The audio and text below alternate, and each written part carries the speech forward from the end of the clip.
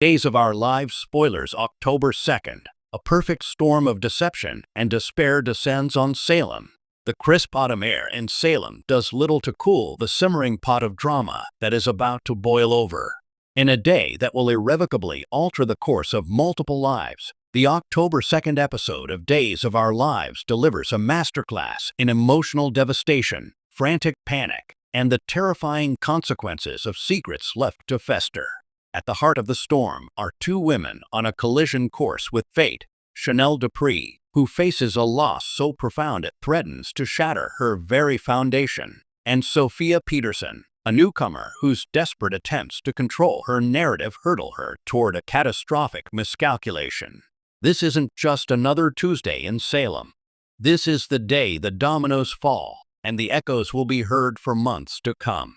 Chanel's heartbreak. A farewell to Allie. The Horton Town Square, usually a place of gentle rendezvous and whispered secrets, is today a stage for one of the most poignant goodbyes Salem has ever witnessed. Chanel stands, her posture a fragile defiance against the weight of the moment, clutching the hand of the woman who has been her rock, her confidant, and her great love, Allie Horton. Spoilers indicate that Allie's departure for London with her son, Henry, is not just a temporary relocation. It is a final, heart-wrenching conclusion to their romantic chapter. The scenes are crafted with a devastating tenderness.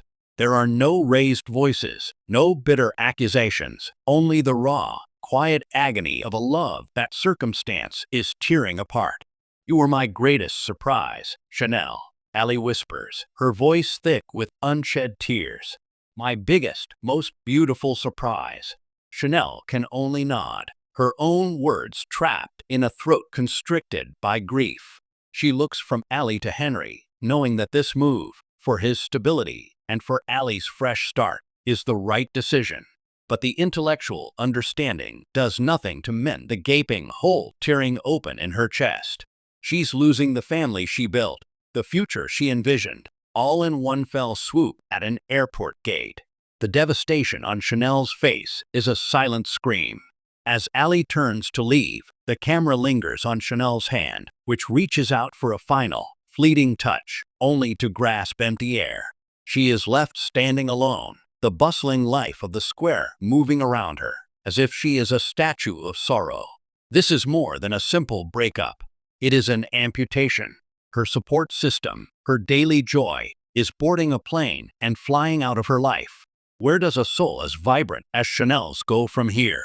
The bakery, Sweet Bits, now stands as a monument to the dreams they shared. Every cupcake, every spoon, will be a reminder of what she has lost. The writers are setting the stage for a profound exploration of grief and resilience. Will she lose herself in her work, or will the emptiness consume her? And who will be there to catch her when she finally falls? The specter of Johnny Di Mera, ever the complicated presence in her life, looms large. But is he the anchor she needs, or simply another storm on the horizon? Sophia's panic, a web of lies unraveling. If Chanel's story is a tragedy of goodbyes, then Sophia Peterson's is a thriller of self-inflicted peril. Hiding in a dimly lit corner of the Brady pub, Sophia's carefully constructed world is showing cracks so wide she's in danger of falling through. Her phone illuminates her panicked face as she reads a text that sends a jolt of pure ice through her veins. Her past, the one she so meticulously hid to secure her place in the powerful Di Mera family, is knocking on the door, and it's not a friendly visit. Sophia came to Salem as a polished, ambitious journalist, capturing the interest and affection of Alex Kyriakis. She presented herself as a self-made woman, clever and unburdened. But the truth, as it always does in Salem, is far messier. Her connection to Clyde Weston, a man whose name is synonymous with violence and depravity, is the sword of Damocles hanging over her head. She isn't just an acquaintance. She is deeply, dangerously entangled in his world. A world she fled and promised herself she would never return to. Now, a ghost from that life has surfaced in Salem, and they aren't just here for a friendly chat. They want something: money, a favor, silence, and they are using her secret as leverage. Sophia's panic is not the quiet despair of Chanel. It is a frantic, caged animal terror. She paces, her mind racing through a labyrinth of bad options. "I can handle this.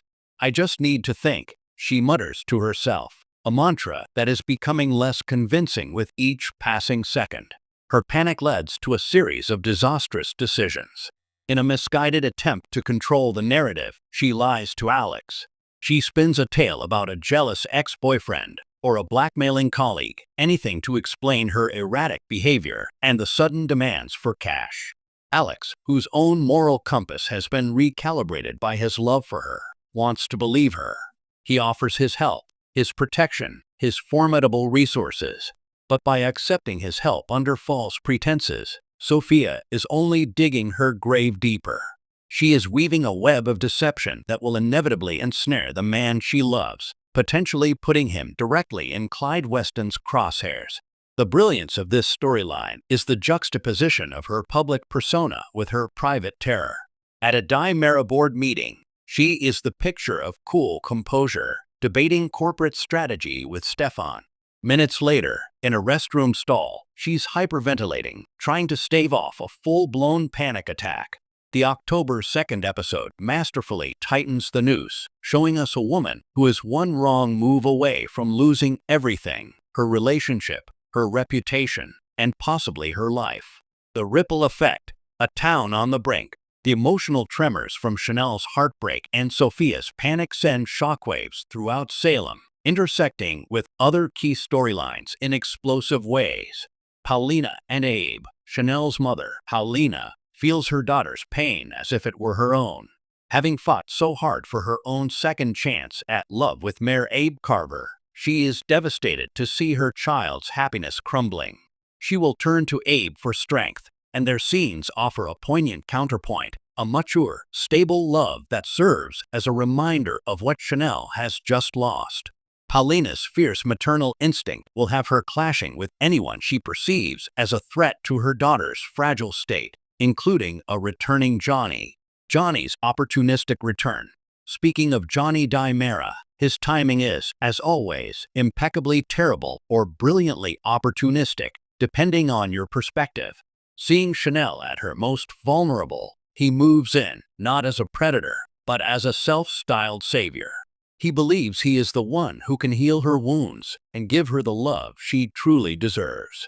However, his presence is a complicating factor. Is he genuinely a changed man, or is he simply capitalizing on a power vacuum in Chanel's heart?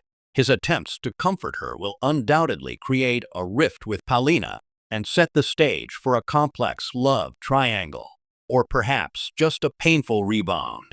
The Alex factor. Alex Kyriakis, meanwhile, is being pulled into Sophia's maelstrom entirely unaware. His desire to protect her is genuine, a testament to how far his character has evolved from the ruthless corporate climber he once was. But his involvement is the wild card.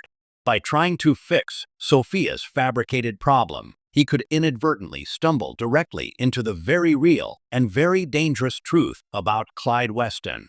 A man like Clyde does not take kindly to interference, and Alex may soon find that his wealth and name are no match for organized, brutal violence. A day of reckoning. October 2nd on Days of Our Lives is not merely an episode, it is a pivot point. It takes the audience on a brutal, beautiful, and terrifying journey through the full spectrum of human emotion. We witness the quiet, dignified shattering of Chanel Dupree, a heartbreak so visceral it feels almost intrusive to watch. Simultaneously, we are thrust into the adrenaline-fueled panic of Sophia, a desperate sprint toward a cliff's edge. These two storylines, one of sorrow and one of fear, are masterfully intertwined thematically. They are both about loss, the loss of love, the loss of safety, the loss of identity. They explore what happens when the future you planned is ripped away, and the past you buried claws its way back to the surface.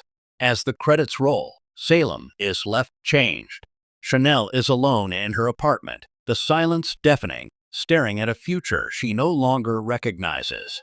Sophia is on the phone, her voice a desperate whisper, making a deal with the devil she knows, ensuring that her panic has just set in motion a chain of events that will soon explode with terrifying force.